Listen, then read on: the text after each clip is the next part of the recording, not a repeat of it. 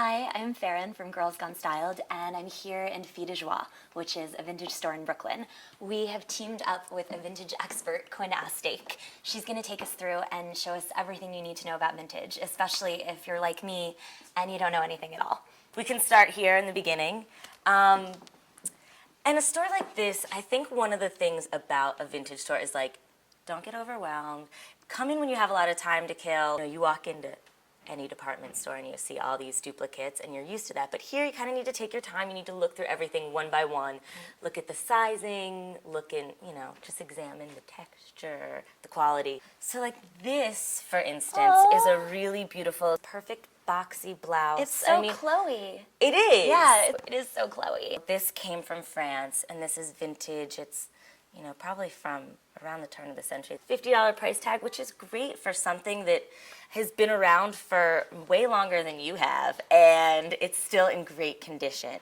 I love working with vintage clothes because I feel like they're a lot better quality, things are better made, and I also have always just felt like the trends come from vintage. Fashion is so cyclical, and I just feel like the cool things come from the street, and people on the street can't afford the things in the high-end stores, so they go to the vintage stores to find things that are interesting, that have kind of been cast off, and create the new styles, and I think that's where a lot of trends are born. So now let's talk about shoes. Okay, let's. One of my personal favorite pairs of shoes in the store are these guys right here. Question. Yeah. Back to the, oh my god, I don't know anything about vintage mentality. Shoot. Is it gross to wear other people's shoes? I don't think so. I mean, don't you ever borrow your best friends? And if you just go to the store, you get a baby wipe the inside a little bit. That was going to be my next question. I mean, if you wear flip-flops in the city, I think you can handle this pair of shoes. You can handle this pair of shoes. It's kind of the same mentality, especially in New York, we're all exposed to so much grime. Yeah. That, So I heard that you have a lot of things in the store that are your favorites. I do. I have a lot of things that are my favorites, and I have a lot of things that I think you'll love. I really love the silk blouses. Oh, yeah. I love this. I think it has so much style. It has that classic Hermes print kind of thing going on, but it's also so hip-hop at the same time. Like, it's a little claw money. yeah, it is Yeah, a little claw money. totally. Like, I would wear this with some, tiny little booty shorts and some platform. You could put a turtleneck and a pencil skirt underneath. I would wear it with really skinny jeans and incredibly high heels. I love this Polini jumper. Is my favorite thing in the world, with the little sailor bag. No, Polini is a label that's really in demand for vintage collectors, yes, right? Yeah, absolutely. It's kind of like seersucker, and it's got the little shorts thing, which is a huge trend right now. It actually is really flattering. Looks like it would be. Oh, yeah. If you're not scared of skirts. Exactly. Which you shouldn't be. I totally am. You should not be. Skirts! Go tell your friends. Love a skirt.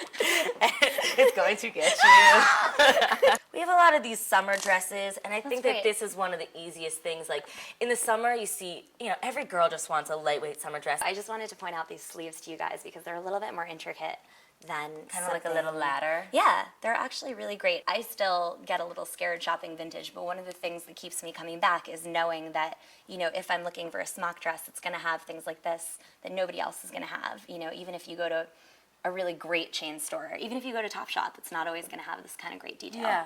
This is the Farron Mama Jamma. This oh my is god, what's it up. totally is. This is Moschino.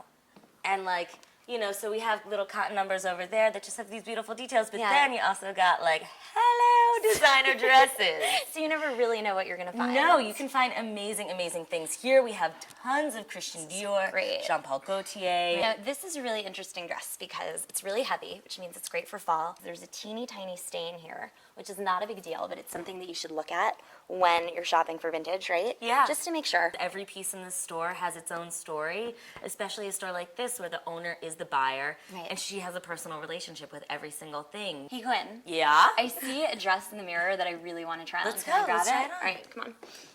Okay, so this gold dress. Yes. I'm kind of freaking out. It's because gorgeous. It looks a lot like the one that Sienna Miller wore, the Burberry, to Yeah. the Met Ball. Oh, totally. It also looks a lot like the Gucci dresses that Freya wears in the ads. Yeah, and Do you I know what guess mean? they were all probably inspired Inspired by this this dress. Hello. Rita Giannini wants this dress. So the tag for this dress says that it is $120.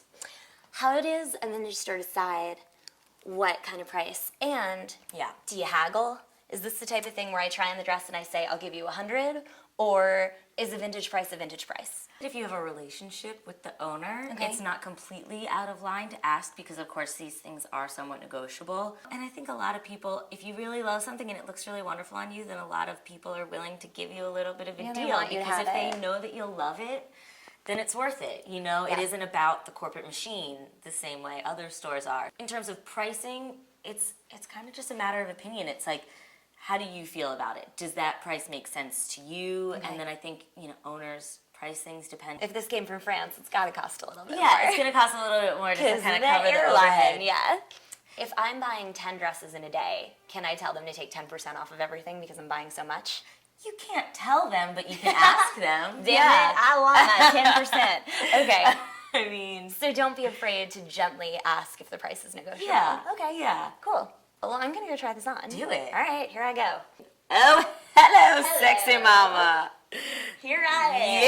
Yeah, look at that. It's a little more Dream Girls than Sienna on me. Wow. But I don't know. It's great. It has that like pencil shape at the bottom. Yeah, it's it's very cute. va-va-voom. I know, I sort of wasn't expecting that. That's the Yeah. other thing with vintage clothes is the fit isn't so much dictated by what it looks like on the Yeah, hanger. because like Yeah. the silhouette changes. What's the really sexy Wow. silhouette changes so much from time to time. And like me personally, I feel like I have a vintage body. Like Okay. I don't see myself in the Represented starlets of or today. something, I yeah. see myself more in the starlets of yesteryear. So that's another thing why it's like I want to buy clothes from the 50s. Well, awesome. thank you very much for sharing Oh my this God, my around. pleasure. It was very cool to see It was you. super cool. I'm glad that you came. you. I hope you learned a little something I and are a did. little less intimidated. I am a lot less intimidated. Thank you. Yeah, and if anybody needs me to help them go vintage shopping, my number is 347. I'll see you next time. Yeah, thanks guys. Bye.